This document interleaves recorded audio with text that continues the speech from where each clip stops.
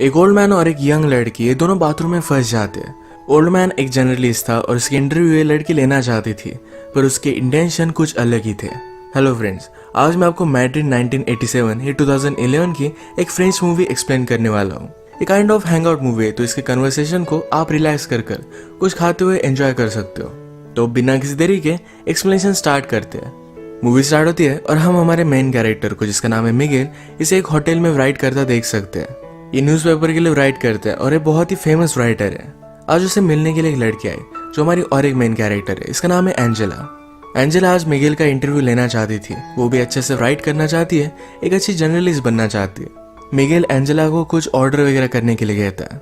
उसने बहुत पहले एक आदमी के बारे में आर्टिकल लिखा था, उसके बारे में वो बात कर रहा था। वो कहता है मैंने उसके बारे में आर्टिकल लिखा, पर इसके बाद ही उसकी डेथ हो गई थी, तो हमने वो पब्लिश नहीं किया। वो और उसका पब्लिशर बहुत ही क्लोज थे। एंजेला पूछती है कि ऑफिस में सबसे तुम क्लोज थे।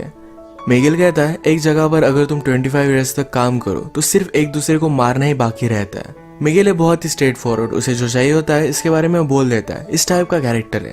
एंजेला ने कोका कोला ऑर्डर किया था, इसकी एक सिप उसने उससे मांग ली। मिगेल को डॉक्टर ने कोका कोला, टोबैको, इस तरीके की चीजें खाने के लिए मना किया है, पर फिर भी वो मानता नहीं। वो एक ही टाइम पर स्मोकिंग भी करता है, कोका कोला भी पीता है और टोबैको भी खाता है। उसे लगता है कि अगर इस तरीके से उसकी डेथ हो जाए तो इसका ब्लेम ये सारी चीजों में इक्वली डिस्ट्रीब्यूट हो जाएगा।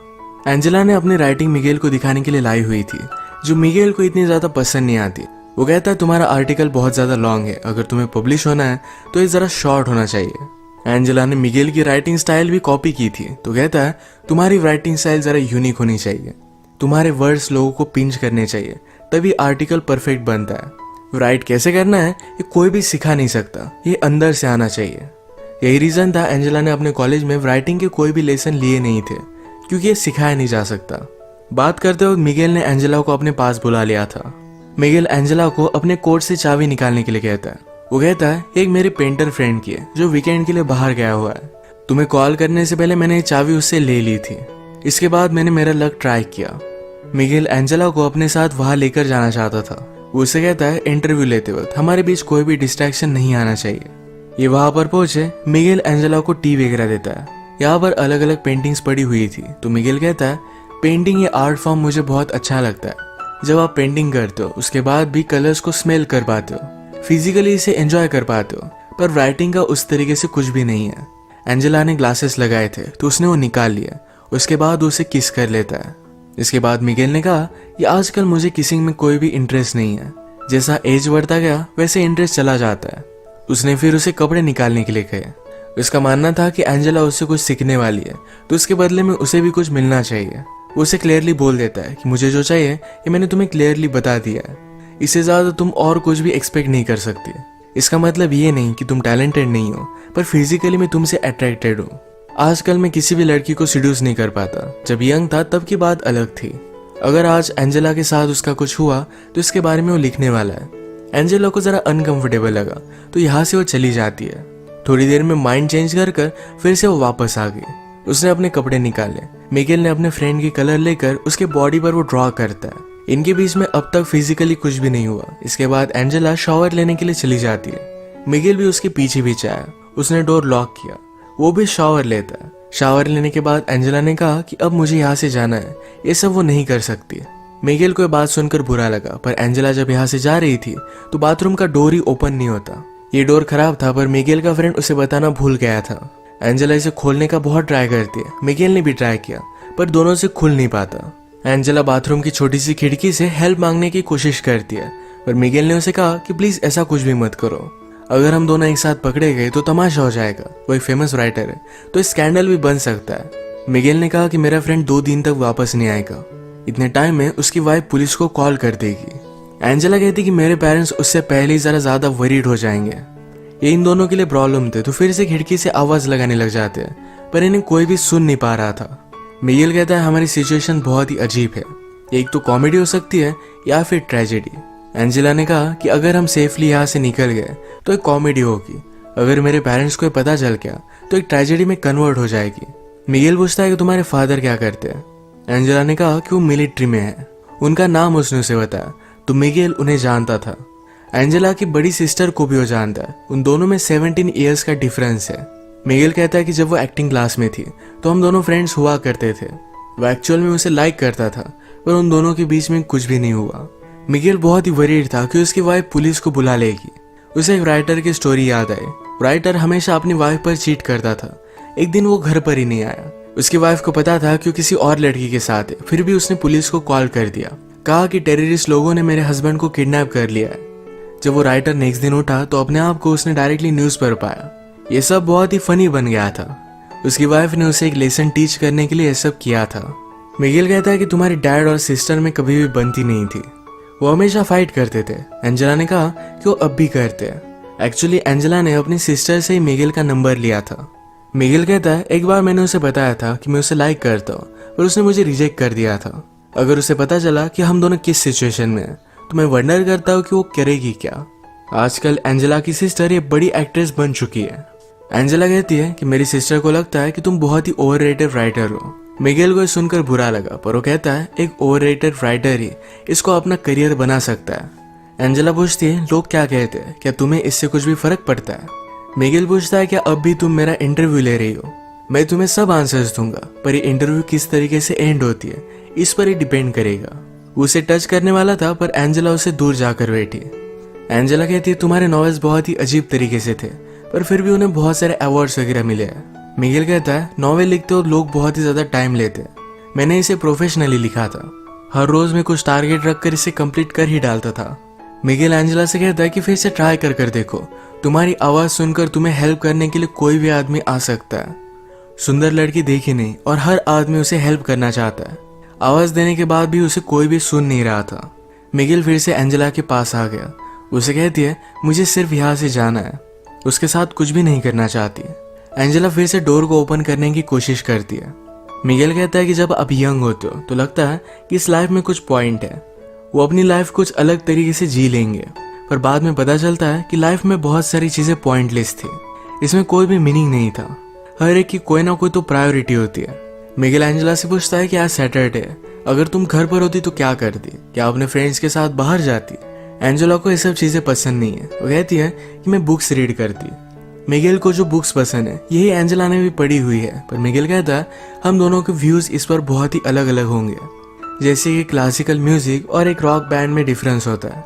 मिगेल ने फिर यही टॉयलेट किया। वो कहता है प्यार के बारे में लोगों ने बहुत सारी चीजें लिखी है, पर बाकी चीजों के बारे में कोई भी नहीं लिखता, ये लोगों को ज्यादा रेजोनेट करती है। अपने राइटिंग में इन चीजों का तुम्हें ध्यान रखना चाहिए। मिगेल अब फ्रस्ट्रेटेड हो रहा था। वो कहता है हम दोनों यहाँ है, हम दोनों में एक टेंशन है, अगर हम कुछ भी नहीं करते तो टेंशन बढ़ता जाएगा। सब कुछ हो जाने के बाद शायद हम एक दूसरे को डिजायर नहीं करेंगे, पर फिर भी अट्रैक्शन बहुत ही इंपॉर्टेंट है। मिगेल भी अब जल्दी से जल्दी यहाँ से निकलना चाहता था। उसे बुरा लगता है कि वो सोच क्या रहा था। वो एक ओल्ड मैन है, कोई भी यंग लड़की उसके साथ इंटीमेट नहीं हो सकती। वो कहता है कि मेरी वाइफ को मैं बहुत प्यार करता हूँ, पर फिर भी कभी कभी आपको आइसोलेशन की जरूरत होती है। हम दोनों यहाँ पर इस तरीके से एक साथ है, अगर हमारे बीच में कुछ भी नहीं हुआ पर फिर भी लोगों को लगेगा कि कुछ ना कुछ तो हुआ है। ये उसे एक ट्रेजेडी की तरह लगता है।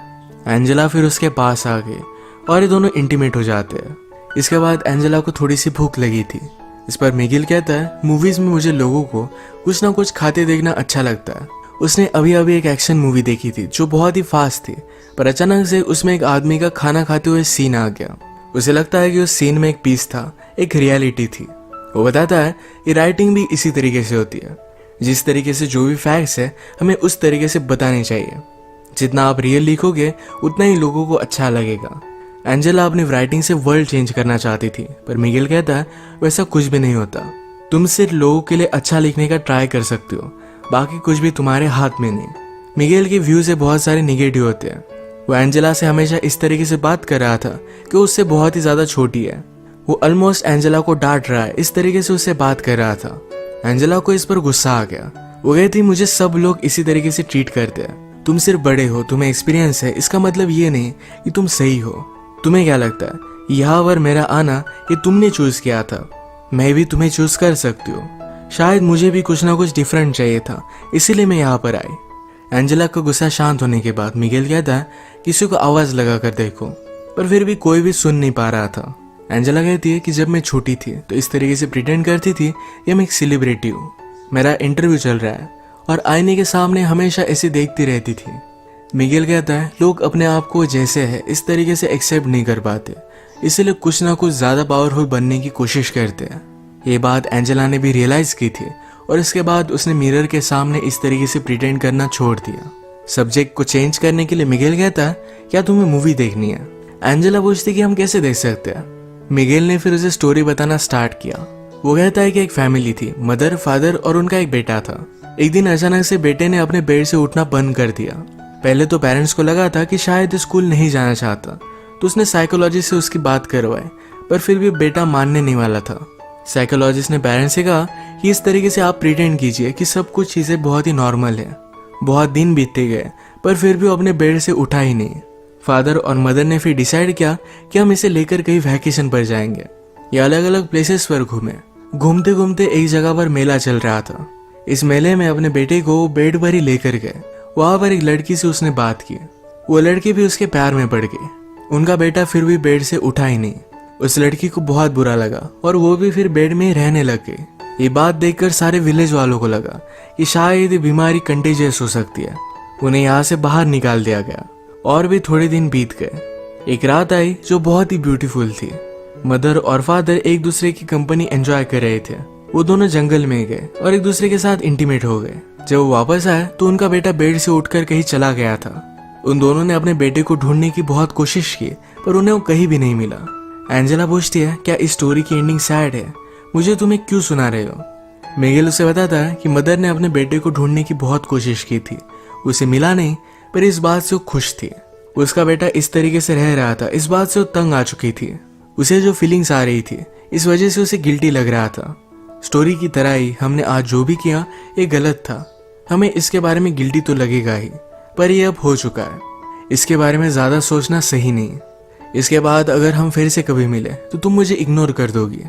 तुम्हें गिल्टी तो लगेगा पर यही करना सही होगा। इसके बाद थोड़ी देर में मिगेल को किसी का आवाज आया। उस आदमी को बुलाकर कहता है कि प्लीज मेरे फ्रेंड को कॉल करो, मैं यहाँ पर फंस चुका हूँ। थोड़ी देर में मिगेल का फ्रेंड भी वहां पर पहुंच गया। जिस तरीके से मिगेल ने कहा था कि तुम मुझे अनदेखा कर कर यहाँ से चली जाओगी, उसी तरीके से एंजेला यहाँ से चली गई। जाने से पहले एंजेला ने उसे कहा कि सिर्फ एक इंसिडेंट था, इसी तरीके से मैं उसे ट्रीट करूंगी। मुझे इसके बारे में कोई भी बुरा नहीं लगेगा, ये सिर्फ उसके लिए एक एक्सपीरियंस था। इसी के साथ ये मूवी एंड हो जाती है। अगर हम इस तरीके की हैंगआउट मूवीज देखें तो इसमें सिर्फ कैरेक्टर को और भी ज्यादा जान लेना, उनके साथ कन्वर्सेशन एंजॉय करना, यही सिर्फ एक पॉइंट होता है। तो इसी टाइप की आज की हमारी मूवी थी। अगर आपको एक्सप्लेनेशन अच्छा लगा तो प्लीज़ इसे लाइक और कमेंट जरूर कर दीजिएगा। मैं बहुत सारी मूवीज़ लेकर आता रहता हूँ, तो प्लीज़ इस चैनल को सब्सक्राइब कर दीजिए और बेल नोटिफिकेशन आइकॉन दबाना मत भूलिएगा। हम फिर से मिलेंगे और एक नई मूवी के साथ। तब तक के लिए थैंक यू और आप अपने आप का ख्याल रखिए।